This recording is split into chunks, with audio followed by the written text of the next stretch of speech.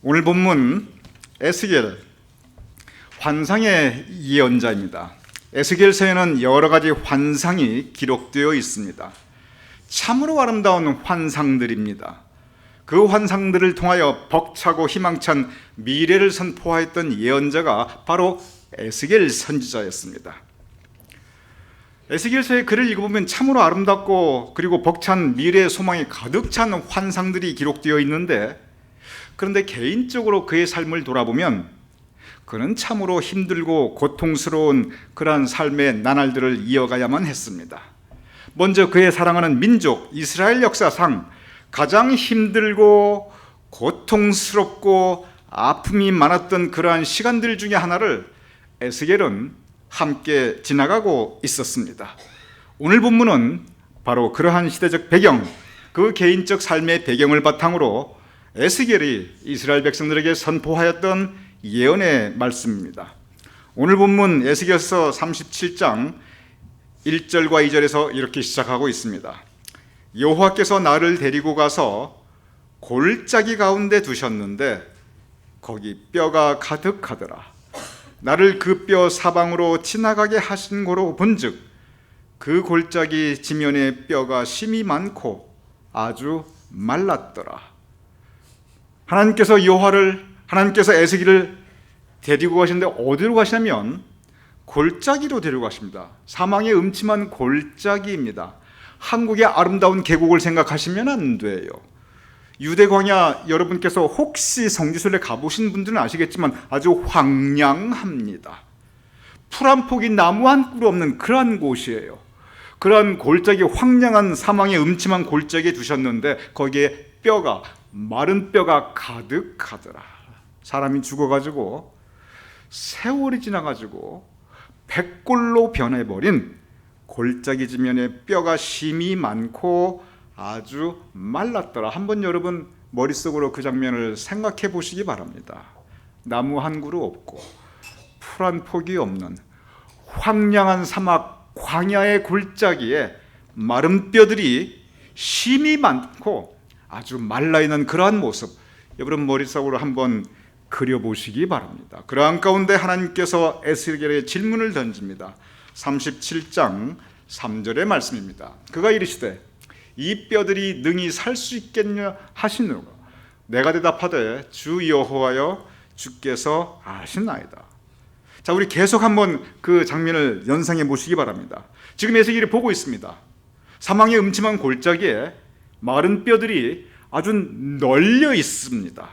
그런데 하나님의 말씀이 이 뼈들이 다시 살 수 있겠느냐? 능히 다시 생명을 가지겠느냐? 대답은 No way, 불가능합니다입니다. 어떻게 그런 일이 있겠습니까?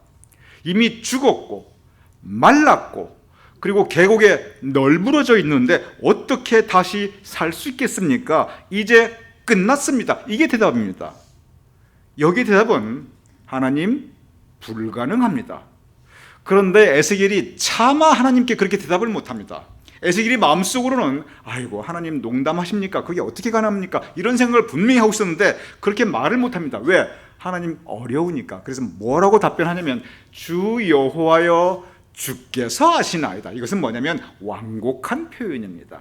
하나님 왜 그런 질문을 하십니까? 이렇게 반문할 수 없으니까 주 여호와여 주께서 아시나이다.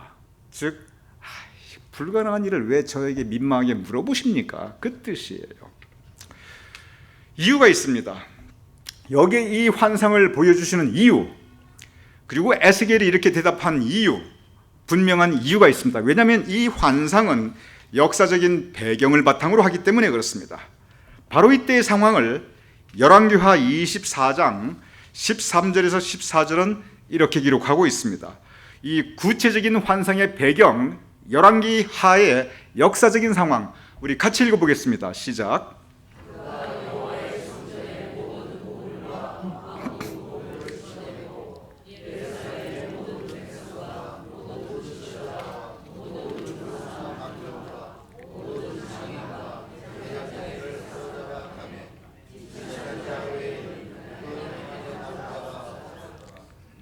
우리 한민족 한 5천 년 역사를 한번 생각해 보시죠. 여러분, 한민족이 5천 년을 이어왔다. 이거 대단한 겁니다. 우리 한민족 정말 대단한 민족입니다. 그런데 더 대단한 건 뭐냐면 이 5천 년 동안 우리는 주로 얻어맞고 살았어요. 우리가 로마인처럼, 그리스인처럼, 영국인처럼, 몽골 민족처럼 어디 세계를 한번 제패한 적이 우리가 언제 있었습니까? 맨날 얻어먹고 살았죠. 근데 5천 년을 질기게 살아남았다. 이거 세계 역사상 대단한 겁니다. 그런데 그렇게 얻어맞고 살았는데 우리 한민족 5천 년 역사 가운데 가장 힘들고 고통스러운 때를 한번 여러분 생각해 보시기 바랍니다. 어떤 때라고 생각합니까? 임진왜란 대단합니다. 우리 민족 정말 고통받았습니다. 병자호란 황당무계합니다. 그냥 인질로 끌려가고 잡혀가고 다시 돌아와서도 사람 대접을 받지 못했어요. 일제 36년 식민지 생활을 생각해 보시기 바랍니다. 이거 나라 잃고 민족 잃고 방황하였습니다. 6.25 전쟁 생각해 보시기 바랍니다. 이거 죽고 죽이고 온통 그냥 너무 잔인하고 힘든 일이 많았습니다. 아마 우리 한민족 5천 년 역사 가운데 가장 힘들었던 일을 생각해 본다면 우리 모두 임진왜란이나 병자호란이나 일제 36년이나 6.25 전쟁이나 여러분 다 한결같이 그렇게 떠올리실 것입니다. 바로 그런 상황입니다. 오늘 이 배경은 뭐냐면 이 방금 열왕기하 24장 한번 다시 띄워주세요. 이 배경은 뭐냐면 바로 그러한 때와 같이 임진왜란과 같이 병자호란과 같이 일제 36년 같이 완전히 식민지 백성 생활하였고요. 6.25 전쟁 같이 그냥 잔인하게 죽고 죽였습니다. 여호와의 성전이 파괴되고 무너지고 불타고 약탈당합니다.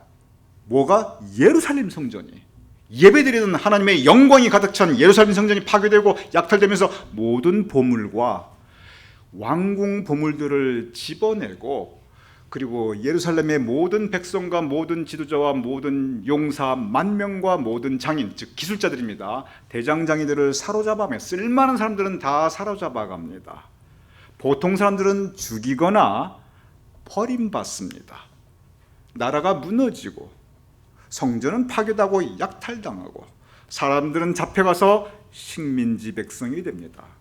어쩌면 이 상황은 임진왜란, 병자호란, 일제 36년, 6.25 다 합쳐놓은 거, 바로 그러한 상황입니다. 바로 이러한 때 하나님께서 선포하시는 말씀이 바로 37장 5절에서 6절입니다. 우리 같이 읽어보죠. 하나님께서 바로 이러한 상황에서 선포하십니다. 시작. 주 여호와께서 이 뼈들에게 이같이 말씀하시기를 너희 위에 힘줄을 두고 살을 입히고 가죽으로 덮고 너희 속에 생기를 넣으리니 너희가 살아나리라. 너희가 살아나리라 라고 선포하십니다. 불가능한 일이었습니다. 마른 뼈들이에요. 사망의 음침한 골짜기예요. 백골입니다.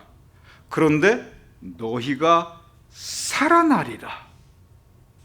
지금까지는 에스겔이 보았던 것은 뭐냐면 다 죽었고 말랐고 고요한 정적이 흐르는 가운데 황량한 바람이 부는 그러한 음산한 풍경입니다. 그런데 갑자기 이 말씀이 선포되면서 장면이 바뀝니다. 장면이 바뀌는데 놀라운 장면으로 갑자기 확 바뀝니다. 그 다음 장면 에스겔서 37장 7절에서 8절 이렇게 기록되어 있습니다. 여러분 이 장면 한번 머릿속으로 그려보세요. 우리의 영적 상상력을 한번 여러분 가동해 보시기 바랍니다. 지금 다 죽어서 말라있는 뼈들이 어떻게 되냐면 이에 내가 명령을 따라 대언하니, 즉 그 명령을 선포하니까 소리가 나고 움직이는데 이 뼈 저 뼈가 들어맞아 뼈들이 서로 연결되고, 그리고 그 뼈 위에 힘줄이 생기고, 그리고 살이 오르고 그 위에 가죽이 덮입니다. 사람의 모습의 형태가 생겼습니다. 그런데 마지막 한 줄, 그 속에 생기는 없더라. 한 가지 없는 게 있어요. 뼈가 연결이 되었고 그 연결된 뼈들을 힘줄이 단단하게 붙잡았고 그 힘줄 위에 근육이 생기고 살이 생기고 그 위에 가죽까지 덮여져 가지고 사람의 모양은 분명히 갖추었는데 생기가 없습니다. 그런데 성경 말씀에 보면 이 생기가 무엇을 의미하느냐? 생기가 맨 처음 성경에 등장하는 장면이 있습니다. 창세기 2장 7절입니다. 여호와 하나님이 땅의 흙으로 사람을 지으시고 생기를 그 코에 불어 넣으시니 사람이 생령이 된지라. 하나님께서 사람을 흙으로 창조하셨습니다. 뼈를 만드셨습니다. 뼈와 뼈를 연결하였습니다. 하나님께서 그 위에 힘줄을 입히셨어요. 그리고 근육을 덮어주셨고 살을 입혀주셨고 그리고 가죽을 씌워주셨어요. 하나님께서 흙으로 이렇게 뼈와 힘줄과 살과 가죽을 다 만들어서 사람을 만들어주셨는데, 그런데 마지막에 하신 것이 뭐냐면 생기, 에스겔서에 있는 바로 그 생기입니다. 생기를 불어넣어 주시니까 비로소 사람이 살아있는 생명체가 됩니다. 여기서 생기는 뭐냐면 생명의 근원입니다. 그리고 여기 생기는 바로 하나님의 영입니다. 하나님의 영을 불어넣어 주십니다. 바로 그 하나님의 영을 불어넣어 주시니 37장 10절 우리 같이 읽어보시죠. 생기가 이제 들어갑니다. 시작. 이에 내가 그 명령대로 대언하였더니 생기가 그들에게 들어가매 그들이 곧 살아서 일어나 서는데 극히 큰 군대이더라. 이에 내가 그 명령대로, 그 명령이 뭐냐면 방금 읽었던 37절 6절의 말씀입니다. 너희 속에 생기를 넣으리니 너희가 살아나리라, 이 말씀입니다. 그래서 에스겔이 이제 사람의 모양을 갖춘, 그러나 생명은 없는 바로 그 자리에서 그 하나님의 말씀을 선포합니다. 너희 속에 생기를 넣으리니, 하나님의 영을 불어넣으리니 너희가 살아나리라. 너희가 살아나리라. 그런데 살아서 일어나는데 생기가 그들에게 들어가니 살아서 일어나서 그냥 일어나는 게 아니라 큰 군대가 됩니다. 힘 있는 군대, 능력 있는 군대, 하나님의 놀라운 일을 행할 군대가 하나님의 그 말씀 생기 가운데 이루어지게 됩니다. 오늘 이 말씀을 보면 세 가지 단계가 있습니다. 첫째는 뭐냐면 사망의 음침한 골짜기에 마른 뼈들이 뒹굴고 있는 음산하고 황량하고 정적이 가득하게 흐르는 그러한 소망이 없는 죽은 모습입니다. 그게 첫 번째 단계예요. 다 끝났습니다. 죽음의 사망 권세만 있어요. 예루살렘 성전 무너졌습니다. 약탈당했어요. 백성들은 뿔뿔이 흩어지거나 죽었거나 버림받았거나 아니면 잡혀가서 식민지 생활하고 있습니다. 여호와의 영광은 떠나 있습니다. 그래서 죽은 것 같이 마른 바에 황량한 그러한 모습이었습니다. 이것이 첫 단계입니다. 두 번째 단계는 뭐냐면 바로 그곳에 하나님의 말씀이 선포되면서 갑자기 뼈와 뼈들이 서로 들어맞습니다. 이 뼈, 저 뼈가 들어맞고 그리고 서로 연결되고 그 위에 힘줄이 생기고 살이 오르고 다시 가죽이 덮입니다. 사람의 모양, 형태를 이루게 됩니다. 이것이 두 번째 단계입니다. 세 번째 단계는 그 위에 하나님께서 생기, 하나님의 영을 불어넣어 주십니다. 그들이 곧 살아서 일어나는데 지극히 큰 군대이더라. 이것이 세 번째 단계입니다. 생기를 불어넣어 주신, 이 생기를 처음엔 생기 그러는데 곧 이어서 37장 14절은 이 생기가 무엇인가 분명히 설명하고 있습니다. 같이 읽어보겠습니다. 시작.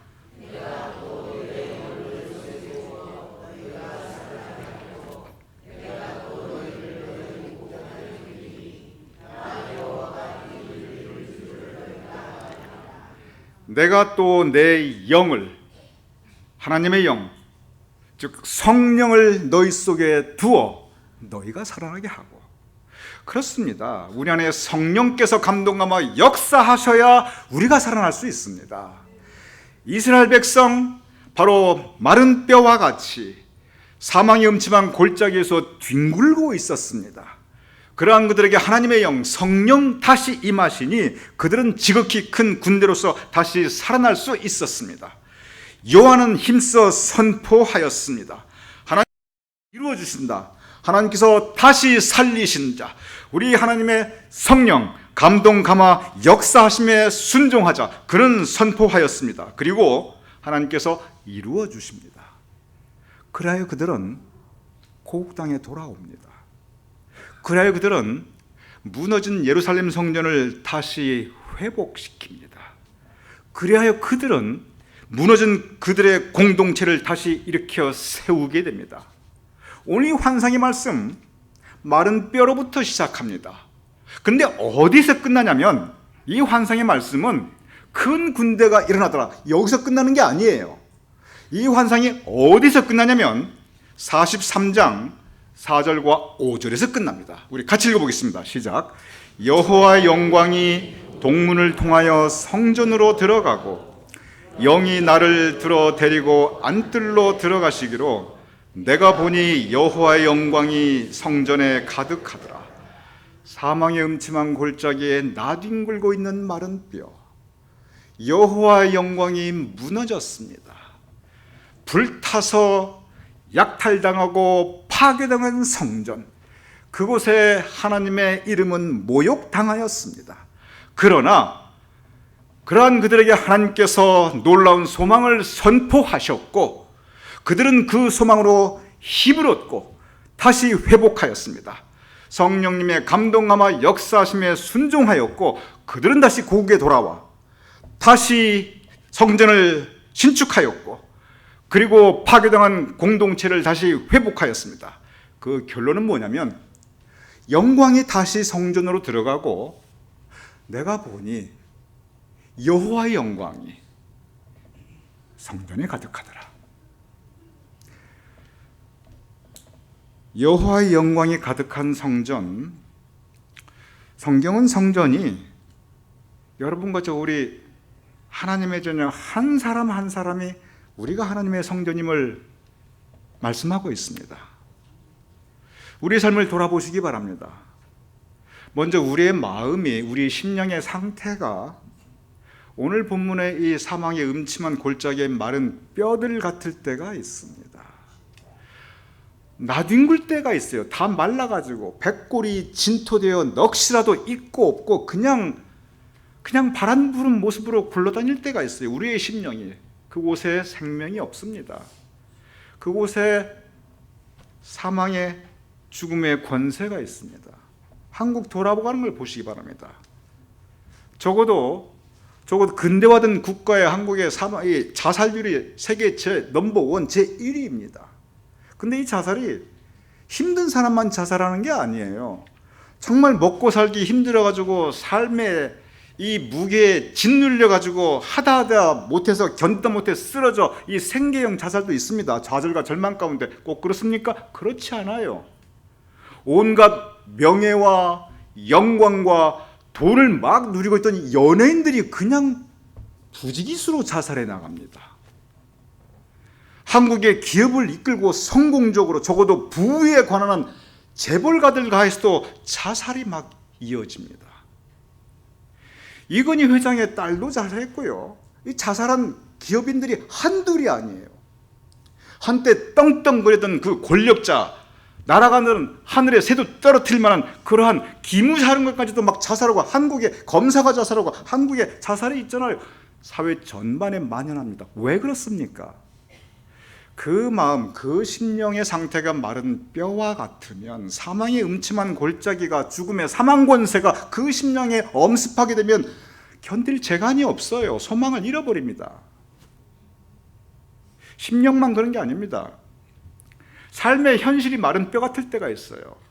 살아있으되 내가 죽은 것과 똑같다, 어쩔 수 없이 내가 살아난다, 그러한 마음으로 살아가시는 분들 많이 있어요. 현실의 모습 가운데 사업도 안 되고 꿈은 무너지고 나이는 들어가고 더 이상 할 수 있는 것도 없고, 야, 내가 살았으나 사는 게 아니구나, 내 현실이 너무 비참하구나. 현실의 모습 가운데 마른 뼈 같은 그러한 황량함을 우리가 매일매일 정말 견디면서 십자가를 지는 마음으로 그렇게 살아가시는 분들 적지 않습니다.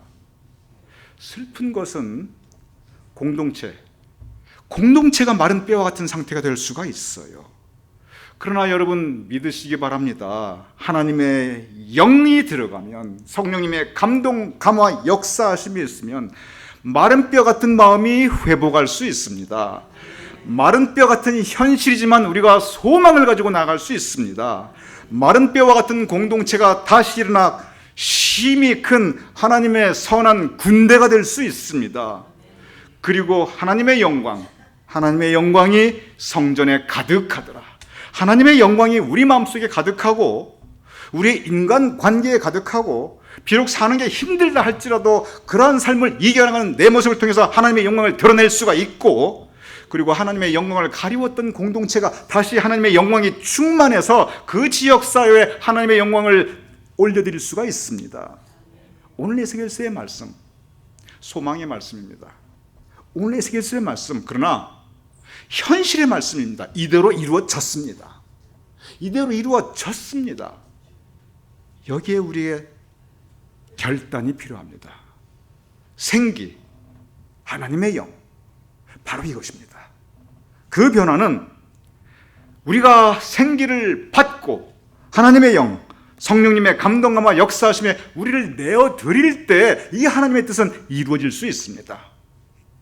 기억하시기 바랍니다. 하나님의 뜻은 선한 일에 쓰임받는 하나님의 백성들을 통해서 이루어집니다. 여러분과 제가 2020년 하나님의 이 놀라운 뜻, 마른 뼈가 변하여 힘이 큰 하나님의 군대가 되고, 무너진 예루살렘 성전이었지만 그러나 다시 여호와의 영광이 가득한 성전으로 회복하는 그 역사, 그것은 성령님의 감동, 감화 역사하심에 순종하며 선한 일에 쓰임받는 하나님의 자녀들의 손길을 통해서 가능합니다.